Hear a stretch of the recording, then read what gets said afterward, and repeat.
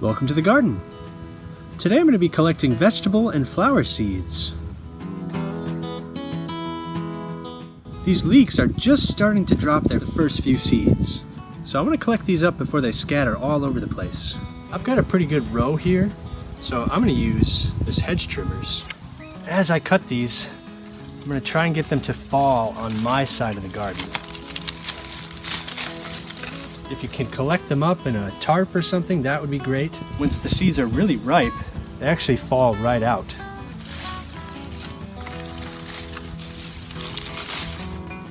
A few weeks ago, this would have been a beautiful bouquet of white flowers.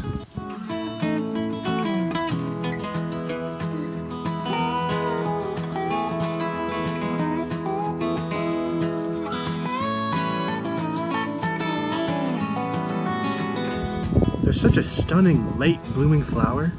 I really love growing these leaves just for those late blooms. We can collect any seeds that are already dry and loose, but these green pods will dry on the stem and they'll burst open naturally. Some of the parsley is a bit buried at the moment.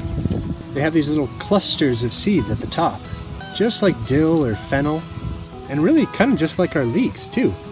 Parsley is one of those plants where you just buy one seed packet, let those plants go to flower, and you'll have enough seeds for the rest of your life. Parsley is a biennial. It has a 2-year cycle. The first year it grows really vigorously, and the second year, if it survives the winter, it'll flower like crazy. This time of year I like to insulate my plants with dried leaves. Just shredding these leaves down, they fill all those little nooks and crannies. Just like that. We'll just surround them with a big cushy blanket of shredded leaves. Your leaves have really got to be dry, but look at that. They just are such a beautiful material when they're shredded like that.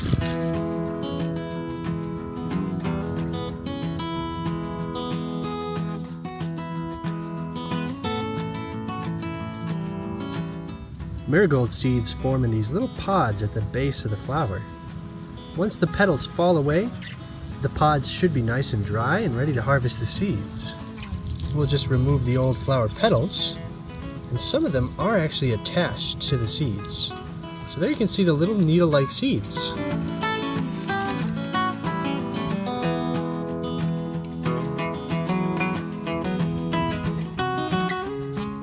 Just about every morning glory leaf has died back.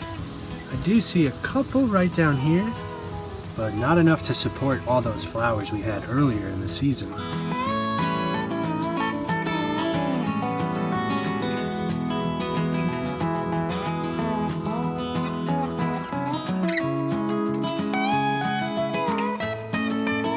They're portioned off into 3 little sections, each with 2 seeds.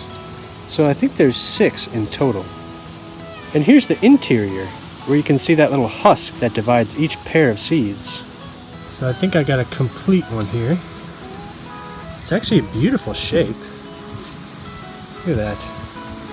You can see the sepals, which are actually part of the flower. They protect the true flower petals.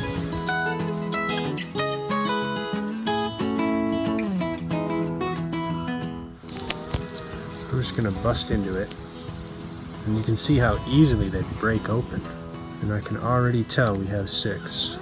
6 little seeds, and you can see that wedge shape. They're like little orange slices.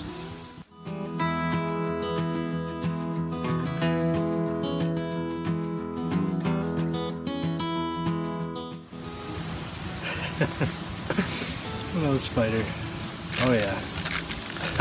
Oh yeah. That is just gorgeous.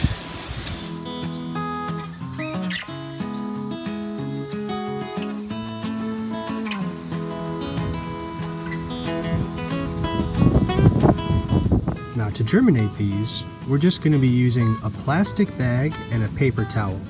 We want this to be about as moist as a wrung out sponge. So I'm just going to get it good and wet and then squeeze out the extra moisture. And then carefully unfold it. Then we'll lay out our seeds.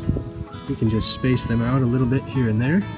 Fold the paper towel over so that they stay nice and moist. Then we'll just slide this into our plastic bag. And you can seal it up a little bit, but you want to let it breathe too. You don't want to completely close it. If it dries out a little bit, give it a spray with a spray bottle, or just add a little extra water. And you can go ahead and put this in the sun a little bit, or try and put it somewhere warm. That'll really speed up the germination process. It's only been about a week and our morning glories have really sprouted. There are roots all over the bag. You can still see there's a little bit of moisture. I'm starting to see a little bit of mold, and that's perfectly normal. That would actually be a lot worse if we didn't have the bag vented. Do you see that pink coloration? That's beautiful. Some of them are even sprouting leaves. All these really fine roots are the ones that grip into the paper towel. We can tear around the roots like this. That way you don't really damage the plant, and you can just plant out that little piece of paper towel. So I'm just kind of spacing them out a little bit. So I'm trying to get those delicate roots on the bottom with the seed and the sprout on the top. And I still want to be able to see those leaves just poking out of the surface. So it's okay to bury a whole bunch of that stem actually.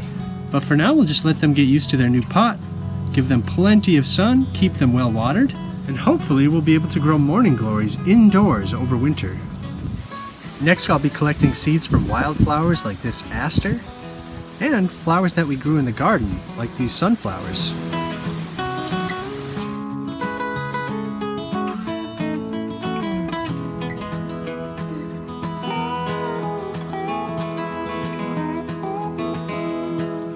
Besides providing food for birds this time of year, these are wonderful flowers for summer pollinators. Because they're native to North America, they're really great for those native pollinators like bumblebees and butterflies and hummingbirds. This is actually one of the larger sunflowers I've ever managed to grow, and it produced a whole bunch of seeds. Look at all those. Every little gap there used to have a seed. But the birds have really been going crazy feeding on them. And that's perfectly fine. I actually like leaving these out for the birds. And because I grew this using bird seed, it's kind of a fair trade. And lastly, I'll be collecting seeds from a whole bunch of different herbs. This is oregano, and we surprisingly have new oregano flowers.